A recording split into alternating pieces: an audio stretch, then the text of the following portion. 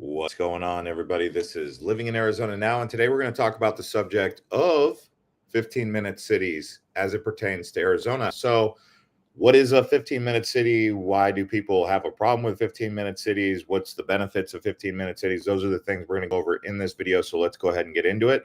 Before I do, if you're just now joining, smash up the likes. I'm currently in Thailand making videos with Island Hopper TV. For those of you who watch our channel over there, that's where I make those videos. But anyway, thank you to everyone who's already smashing up the likes. So what is a 15-minute city? So a 15-minute city is a city where you can eat, sleep, drink, get your hospital attention, get your medical attention, dentist, all that stuff within a 15-minute walk or ride on a bicycle. A lot of the engineers who come up with this idea, they come from Europe. They live in places like Amsterdam, where everyone just rides around on a bike. Well, that's not really possible in a place like Phoenix. It's really hot in the summertime. Yes, Amsterdam gets really cold, or yes, Paris gets really cold, but they're still very walkable, mainly because they were cities built and designed before the automobile. And, Phoenix is a perfect example of a modern city, urban sprawl, very spread out. And what the 15-minute city does or concept does is basically go into districts or go into areas and basically say, hey, let's make this place zoned in a certain way where it's very livable. People don't have to get in their cars and drive. And so because of remote work, this idea becomes more popular. People are like, yeah, I don't need to get in my car anymore. I'm less dependent on my automobile. And then people say, well, what about public transportation? Things like monorail start coming up, train systems, all this stuff. And then Phoenix gets a hold of this, and then they have some ideas. So you guys are hopefully getting an idea of what a 15-minute city is. It's a new urbanization, especially for America. This is something that's going to be very new. I personally like walking places more than I like having to get into a car. As a traveler, I like to go to an area where everything is in walking distance. I don't have to necessarily get into a car or get in anything. The things that do make it easy to go long distance, they're typically like sky trains or subways that move really efficiently from one place to another. So if I do have to go long distance, I just basically walk 5 minutes to the station, go through the queues in the subway, takes 2 minutes. Next thing I'm on a train. That train goes really fast. It takes me about, 3 or 4 kilometers away because they use kilometers over here in Asia. And then, you're right there in the next area. So it's more or less 15-minute city meets smart city design. And a place like Arizona or Phoenix has not got anything of the sort. I mean, Phoenix is completely one of the cities that is absolutely dependent on automobiles. What would we do in Phoenix without automobiles, right? Thank you to the 41 people who smashed up the likes.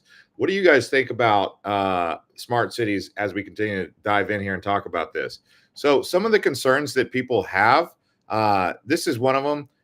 This is a tweet that came out. So this has been kind of the evolution of smart cities.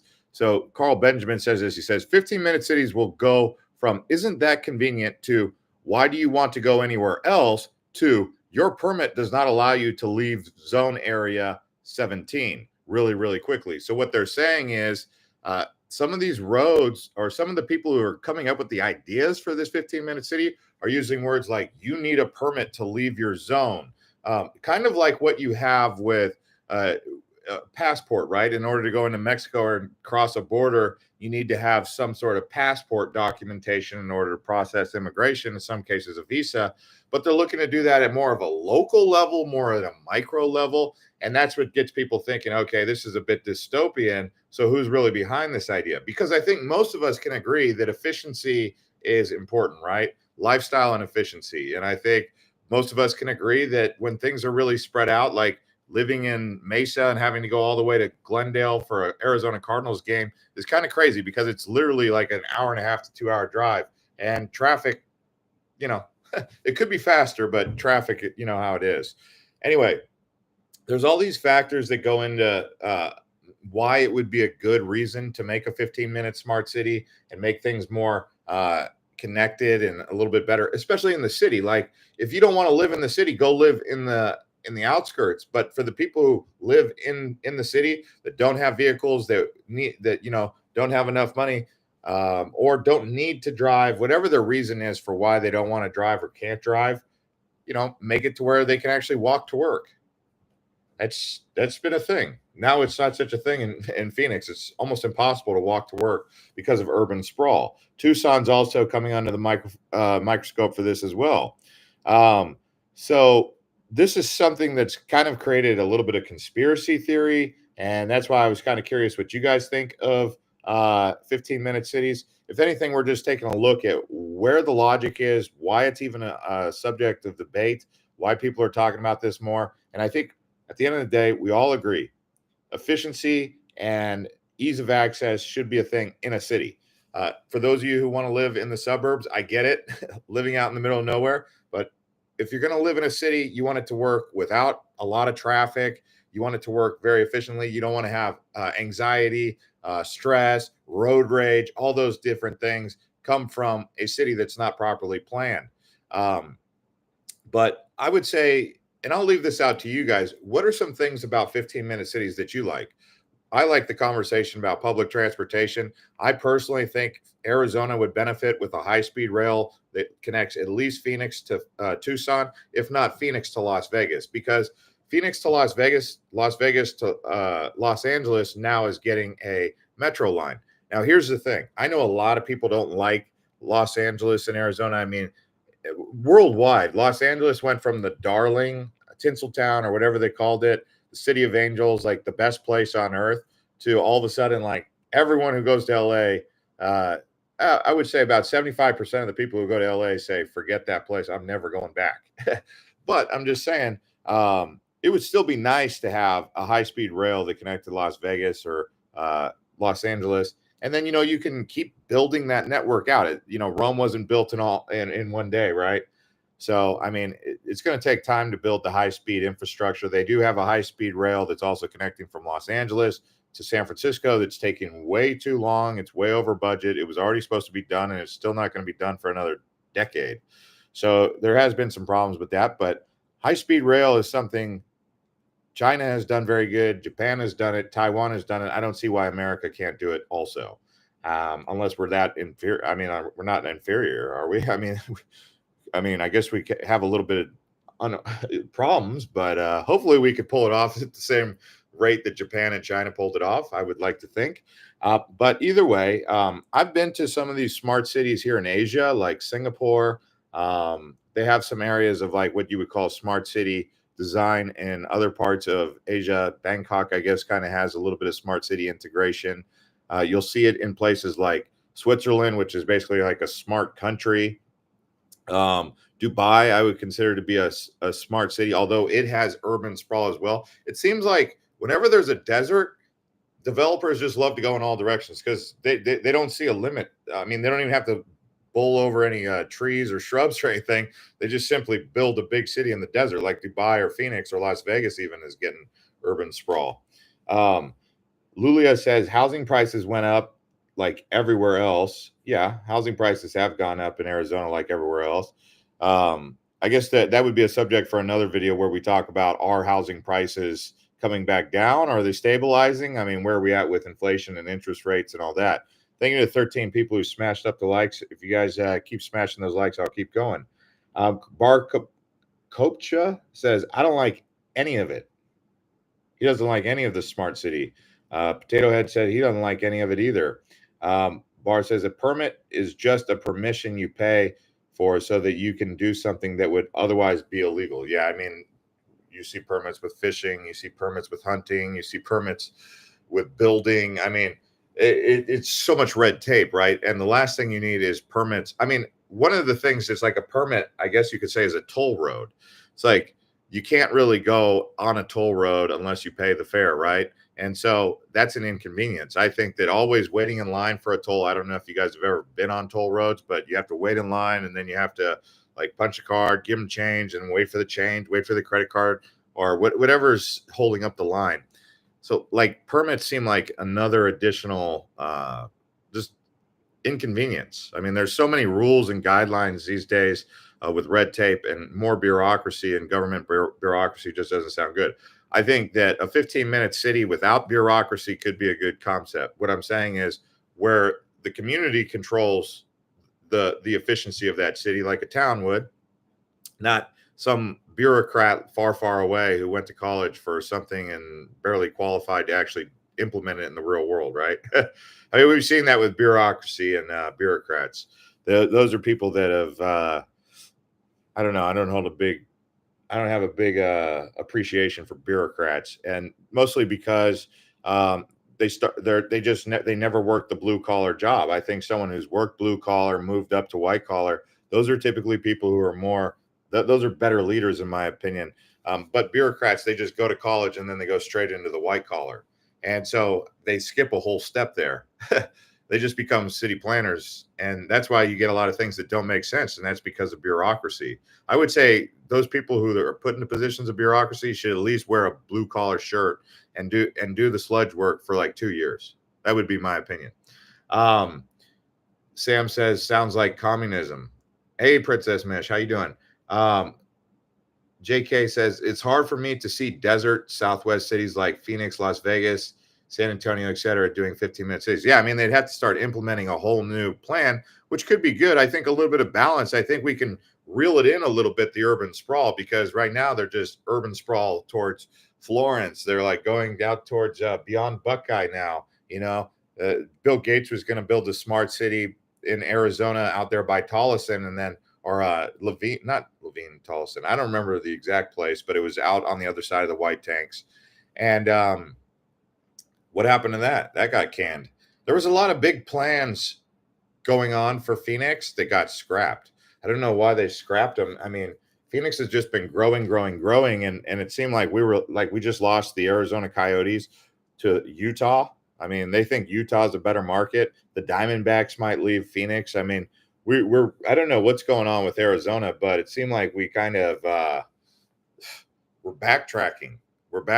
We need to go back towards forward progress, keeping what we already have and building on that, not declining. I mean, the 1990s in Phoenix, we were definitely one of the top cities for good reason. I mean, it was a good place to live in the 90s in Phoenix, early 2000s as well. It seemed like just after the housing bubble of 2008, we still haven't recovered from that. We still haven't. 25 people just smashed up the likes, 79 people watching. They say the microchips are here. Yeah, that's good. I mean, I think Intel just shut down part of their operation or laid off a bunch of people. They say artificial intelligence, AI, is coming in so quickly, you won't even be able to recognize the world in the next 5 years, is what people are saying. And, they're talking about cashless society. And, there's arguments for both sides of it, right? People are like, you don't want to go cashless because there's going to be a whole bunch of problems. Sure, it sounds good in theory, but once it's implemented, you could be, there could be a lot of crazy things that happen, but it could all just be a conspiracy, right? I mean, it could just be like Chicken Little, the sky is falling, kind of concept. We'll see what happens, but we don't know. And people are scared of the government. They don't trust the government. Have they ever trusted the government? I don't know, but it seems like these days, a lot of people don't trust the government pretty much wherever I go. What'd you say, John? You said a rail between Phoenix and Tucson with a few stops like Casa Grande would be beneficial. Yeah, Casa Grande, you got Eloy. You could probably throw one in there for Marana, maybe. And that would really just open up that whole area. And they call that the Sunshine Corridor. There was I think there's 11 mega regions in the United States, according to the 2050, America 2050 or something like this.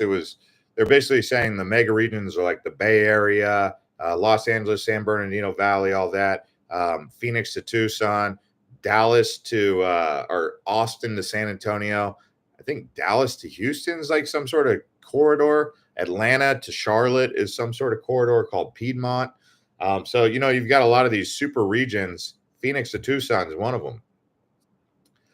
Knowledge and Pleasure says, yeah, I think government trust was higher before Watergate, Vietnam. Oh, yeah. I mean, before you had the TV, people seemed to be trusting the government. They didn't know any better, right? I mean, sometimes the ignorance is bliss, right? Sometimes you can be more happy with the less you know, because the more you find out, the more you could be like, it's like finding out things about your mother or father that you just didn't know, that you wish you didn't know, and now you can't think of them the same way, or your best friend, you wish you didn't know that about them.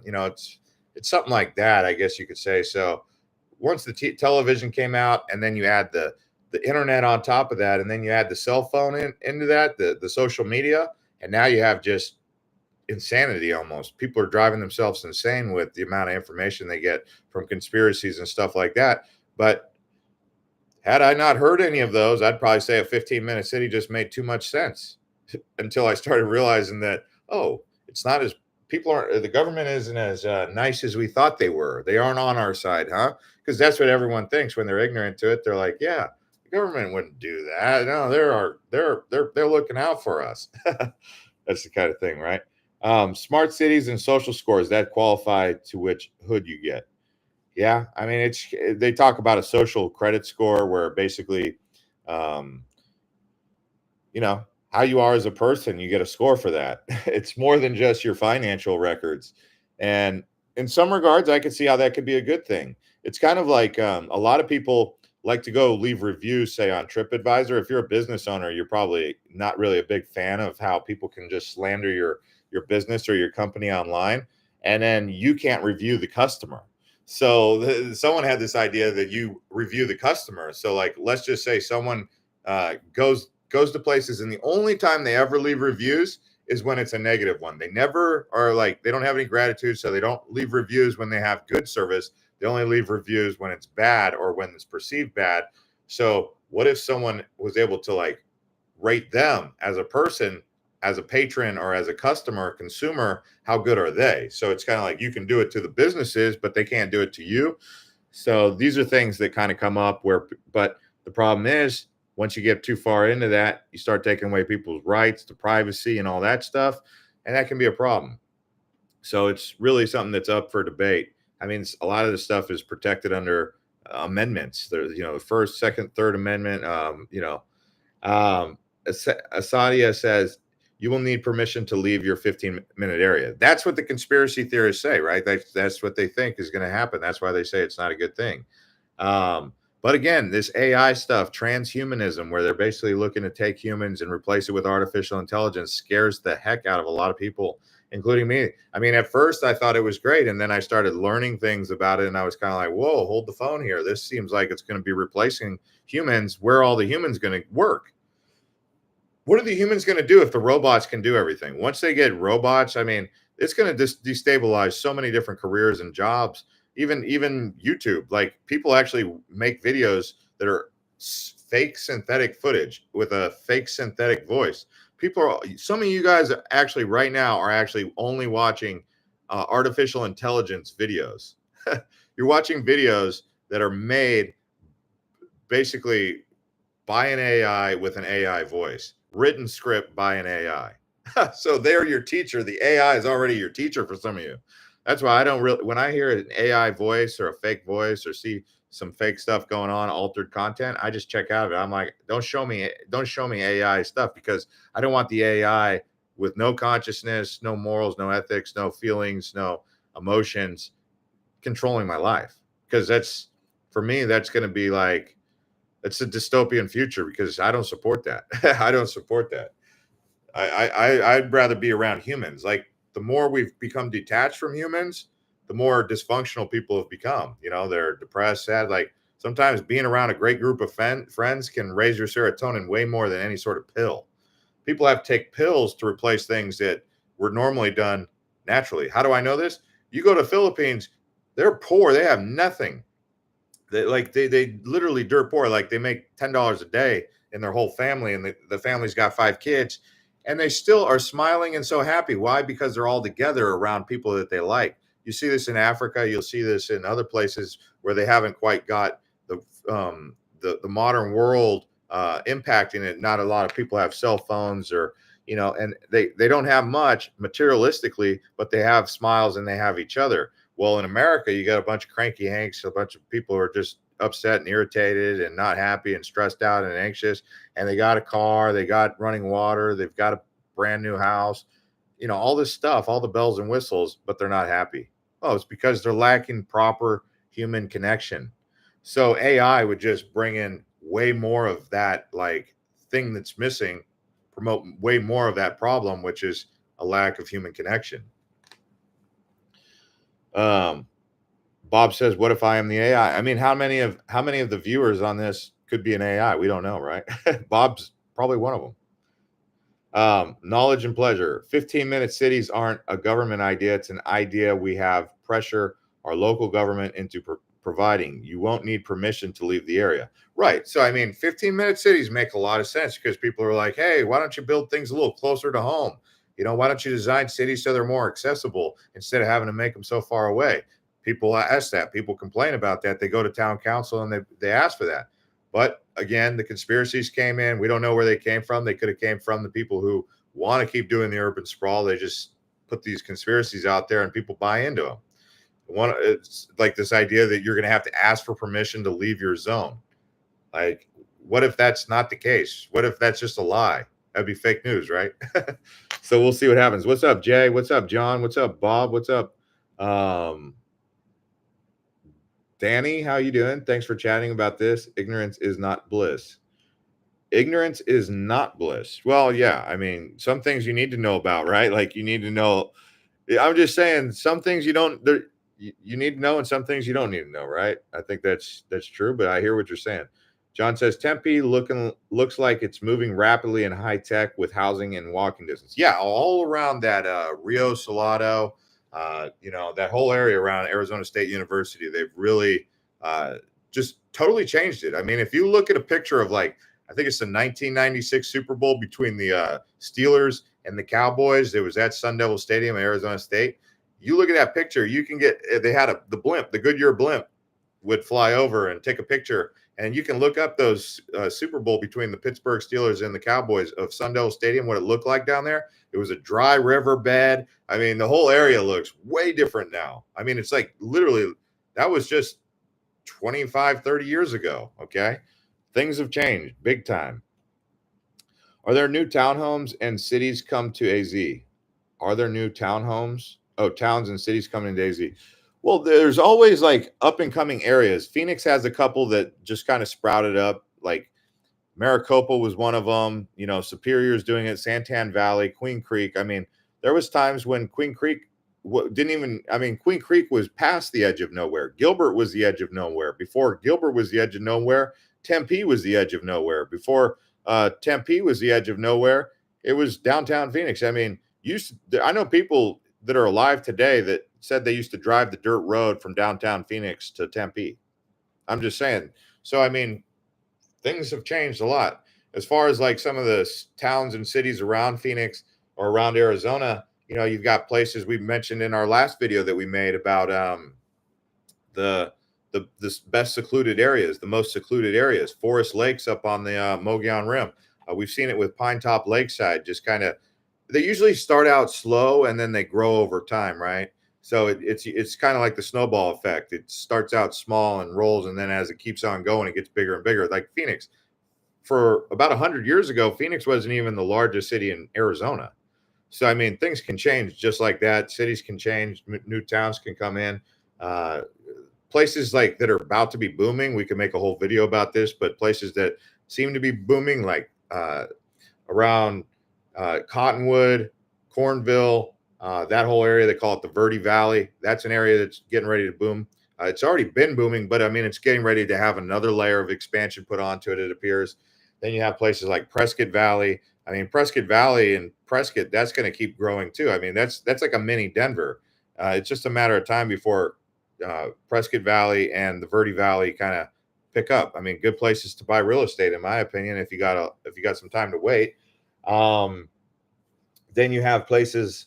You have a lot of different areas that are getting ready to boom. That area that we just talked about right now between Tucson and Phoenix, they call that the Sunshine Corridor, right? That's getting ready to boom. Everything from Coolidge to Eloy to Marana, all of that is getting ready to fill in over the next 30 to 40 years. It's going to start popping up, and then it'll eventually, Phoenix and Tucson will look like basically almost like what you have in Los Angeles to San Diego, except there's that one area in between San Diego and Los Angeles where Camp Pendleton is, just south of Dana Point, Laguna, uh, north of Oceanside. But that's because it's military.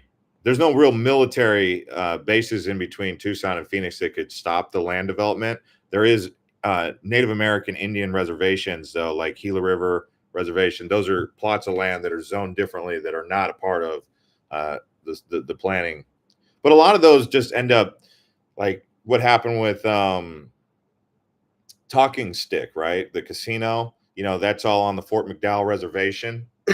So a lot of companies want to build out there like a casino. They also built the aquarium out there. Why do you think they built the aquarium on the reservation? Well, because they can do things on the reservation without having to worry about the activist groups like PETA and all these people who are going to complain about them having dolphins in the desert or whatever it is, because they're under a different set of different jurisdictions. Same thing with casinos. So there's some workarounds where the reservations actually end up benefiting from some of the more higher risk or things. It's just interesting how zoning works. I'm not too coached up on it, but I get an idea. What's going on? Irish Cream Spring Green. Are there Jay Northrop? I came in late, so I don't know what has been covered previously. Oh, well, there's been a lot of stuff that's been covered. We talked about, you'd have to go back and watch it. We talked about what is a 15-minute city, what are the plans for the 15-minute city in Arizona, and then we talked about what are some of the downsides to a 15-minute city, because there's a lot of conspiracy theories associated with this. So we touched on some of those, like needing a permit to leave your zone, which is a big one that keeps coming up even in this chat. I'm not saying it's true. I'm just saying that, that's what those are what the snags seem to be, or like people think that it's just a way for them to control you, kind of like a martial law restriction kind of zoning, lock you in, house arrest. Like a lot of people don't realize this, but there's some people who say like the whole thing that happened with the pandemic or whatever, that was like people actually signing up for house arrest, because that was stay home, save lives. Don't go outside your house. If you need to order anything, order DoorDash. People were saying like there was people who were voluntarily sheltering in place, which was essentially house arrest. A lot of you were doing that and didn't even realize that that's what it was. So you could almost say that could be like a thing that could be used if evil people were in power. Not saying we have evil people in power, but if evil people ever came into power, they could manipulate people with psychology tactics like that. You hear about everything, right? There's all these different things that people talk about. Whether they're true or false, we don't know. You can never, it's just a theory until it's proven, and you'll still never know the full story. It's kind of like the thing with the flat earth. People still talk to me about they're convinced of flat earth. I don't know what to make of it. I can't confirm it, but I said, if there's a flat earth, show me the edge of the earth. Show me the waterfalls where the water is just falling off the edge of the earth. And they always say, oh, it's in Antarctica, this and that. Why do you think no one can fly over Antarctica? But, and then you look at some of these videos like from SpaceX and NASA, and they do look a little bit like CGI, and you're kind of like, what? Why does that have to look so fake? Like, it doesn't have to look like CGI, but they're always like, oh, it's super high resolution camera. Okay. All right. How about we just use a regular camera so we don't have any problems with that? Or they're like, oh, it's a fisheye lens. I personally think the earth is round, but there's a lot of people who think it's flat. And, again, it's the flat earthers versus the earthers. Some people said conspiracies usually prove to be true. Yeah, it's stuff. Hopefully, the big thing that I would say is hopefully as a society we can come together, because right now we seem incredibly divided. You guys are cool. But people seem divided in the country. What's your vision for Florence in the next 10 years? It's going to continue to grow, just like Santan Valley. It's going to be a little bit better than Santan Valley, but it's further away. They're going to have to bring a freeway out there. Coolidge is another area that's getting ready to boom. It's always, that's how Phoenix and Tucson work. They just kind of slowly expand beyond the last city limit, right? Anyways, guys, thanks for watching. From Island Hopper TV, I'm going to go over there and do another live. I'll probably see you there. And thanks everyone for watching. Watch our last video from Arizona about the most secluded places in Arizona for those of you who are looking for seclusion outside of the 15-minute city. See you.